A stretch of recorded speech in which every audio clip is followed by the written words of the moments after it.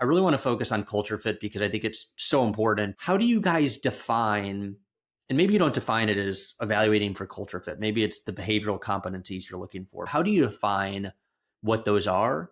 And are there company ones and then position ones? And how do you blend like the evaluation process for those? I think first about overall company values and culture when I'm thinking about how that translates to the assessment process, because however you define as an organization your values, whether it's a list, whether it's a few anecdotes, ideally that should apply to everyone, right? Regardless of what role they're in, whether they're the CEO or any other position. So I personally don't do as much culture-based assessment or questions that are really targeted toward a specific role. The way that I think about assessing for values and fit is seeing how someone has thought through a situation in the past. Because if you ask someone their strengths, right, and your characteristics or values are listed on your website, and usually by this point, hopefully they've done a bit of research, anyone can share a few strengths that they know are going to be relevant or make sense. So I like to instead ask candidates to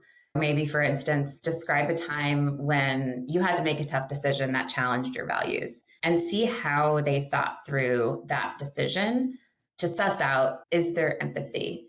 Is there tenacity? Is there collaboration? Is there feedback? Is there listening? And even stopping the individual as they're sharing that story to ask very specific questions about what a specific conversation looked like and how did you react when they said this or they said that, again, versus asking someone to define their strengths or characteristics and assessing if that's a culture fit just based on, again, their list of strengths.